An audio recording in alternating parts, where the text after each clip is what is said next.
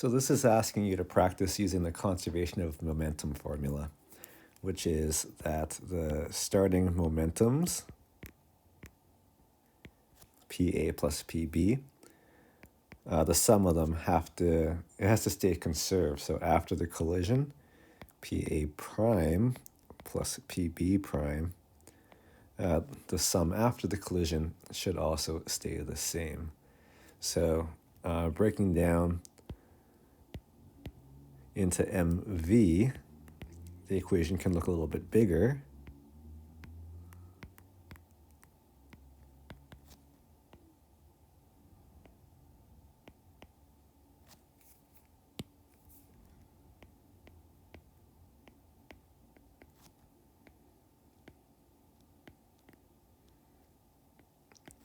So that's the general setup of the equation, which applies to all three of these rows. So it comes down to putting the numbers in and solving for the one remaining variable. So for the first row, which I'll do in red, it would be 10 kilograms at 30 meters per second. By the way, I chose east as positive because there's east and west in this table. So you have to be careful that you have a consistent direction that's going to be positive. Now the second term is 0 because the velocity is 0 of object B to start with. And now after the collision, the 10 kilogram mass is now going negative 10 because it's 10 meters per second west. And the 20 kilogram mass, we're trying to find out what its final velocity is. Okay, so then we can solve that equation. On the left side is 300, on the right side it's negative 100 plus 20 times the velocity. So I bring the negative 100 over, it becomes positive 400 when you add it to that 300, and then divide that by 20, I get 20.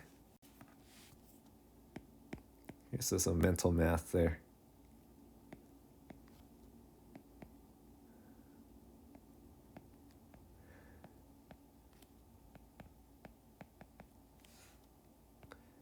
Okay.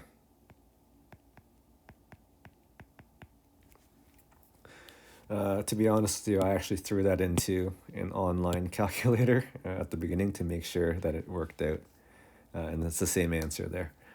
All right, the second one, I'll use green there. So it's the same thing. Yeah, it's exactly the same thing. So just the different numbers. 4 kilograms times 10 meters per second east plus 6 kilograms times negative 5.0 because it's west. And then on the other side, it's 4 kilograms times an unknown velocity plus 6 kilograms times 7 meters per second east. Okay, so that's a bit of a bigger equation we have to solve here. So let's see, on the left side, 4 times 10, so 40 minus 30 is 10. And then I'm going to be bringing over 6 times 7 is 42. Bring it to the other side. 10 minus 42 is negative 32. And I'm going to divide both sides by 4, ending me with negative 8.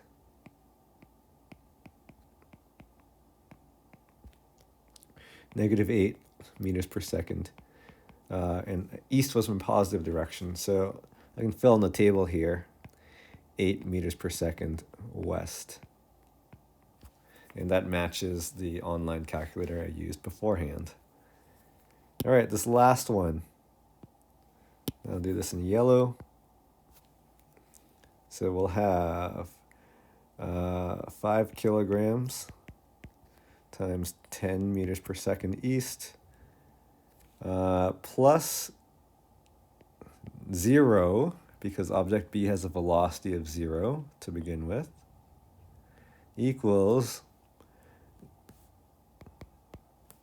0 plus, so velocity of object A after the collision is 0, so that makes the first momentum term after the collision be 0. And the other term is an unknown mass times 10.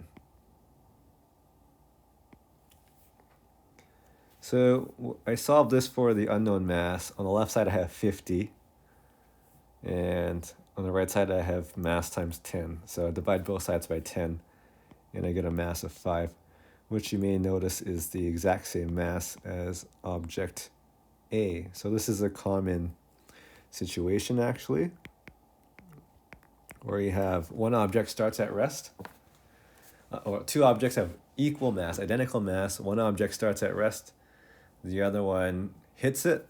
It actually ends up transferring all the momentum into the one that started at rest. They kind of swap places.